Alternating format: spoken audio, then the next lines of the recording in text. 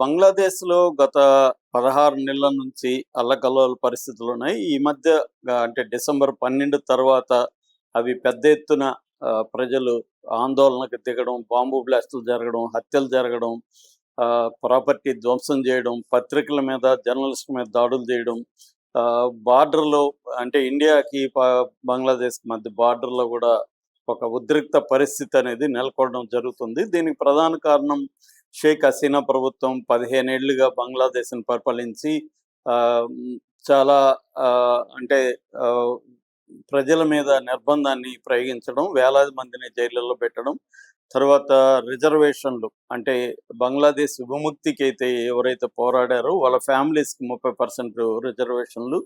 ఇలాంటి కారణాల వల్ల అక్కడ విద్యార్థుల విప్లవం అనొచ్చు లేదా తిరుగుబాటు అనొచ్చు. తిరుగుబాటొచ్చింది. ఆ తిరుగుబాటులో భాగంగా అనేక మందిని చంపేశారు. దాదాపు 1500 మంది వరకు చనిపోయారు.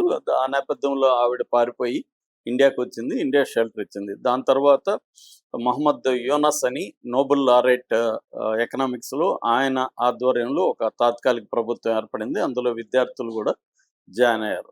సో, ఈ నేపథ్యంలో ఎలక్షన్‌లు త్వరగా పెట్టకుండా అతనేం చేశాడంటే అక్కడున్న ముస్లిం తీవ్రవాద శక్తులంతా కూడా జైళ్ళల్లో ఉన్న వాళ్ళంతా విడుదల చేసేసి జమాతే ఇస్లామీ లాంటి పార్టీల మీద బ్యాన్ కూడా ఎత్తేయడంతో ముస్లిం తీవ్రవాద శక్తులు అంతా కూడా పెద్ద ఎత్తున విజృంభించేసాయి. సో, మొత్తంగా అల్లకల్లోలం జరుగుతుంది. అవామీ లీగ్ అంటే షేక్ హసీనా పార్టీ. అవామీ లీగ్ వాళ్ళ మీద దాడులు జరుగుతున్నాయి. అట్లాగే హిందువుల మీద, క్రిస్టియన్స్ మీద, బౌద్ధుల మీద దాడులు జరుగుతున్నాయి. మరోవైపు సెక్యులర్ ముస్లిమ్స్ కొంతమంది ఉన్నారు. వాళ్ళ మీద కూడా దాడులు జరుగుతున్నాయి. ఈ నేపథ్యంలో మొన్న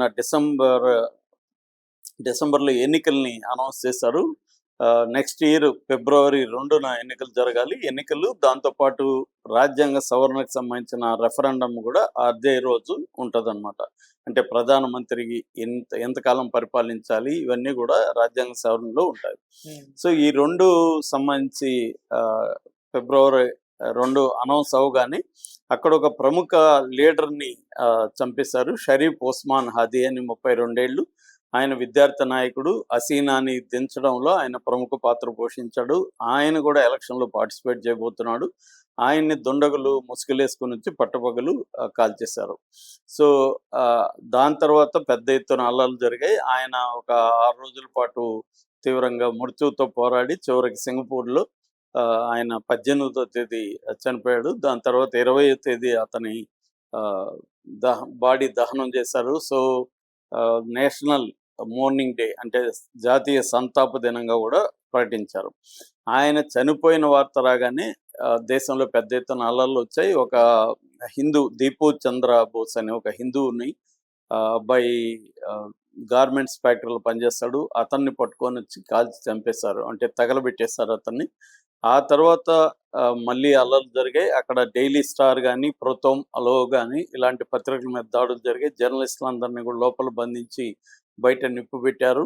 మరోవైపు యాంటీ ఇండియన్ స్లోగన్స్ విపరీతంగా అంటే యాంటీ ఇండియా సెంటిమెంట్ విపరీతంగా పెరిగింది బంగ్లాదేశ్‌లో. ముఖ్యంగా యూనస్ ఇప్పుడు ఈ ప్రభుత్వానికి అధిపతిగా ఉన్న యూనస్ కూడా యాంటీ ఇండియన్. అతను వచ్చినప్పటి నుంచి కూడా ఈ 16 నెలల్లో పాకిస్తాన్‌తో సంబంధాల్ని బాగా మెరుగుపరుచుకుంటున్నాడు. చైనాతో సంబంధాలు మెరుగుపరుచుకుంటున్నాడు. యాంటీ ఇండియా డెసిషన్స్ అనేకం తీసుకుంటున్నాడు. ఈ నేపథ్యంలో ఒక ఉద్రిక్త వాతావరణం అయితే అయింది. అదే టైంలో హసీనాకు మరణశిక్ష వేశారు. మరణశిక్ష వేశాం కాబట్టి మీరు మాకు అప్పగించండి అని ఇండియాని అడుగుతున్నారు. కానీ ఇండియా అప్పగించడానికి సిద్ధంగా లేదు. సో, హసీనా విషయం ఒకటి. అట్లాగే బంగ్లాదేశ్‌లో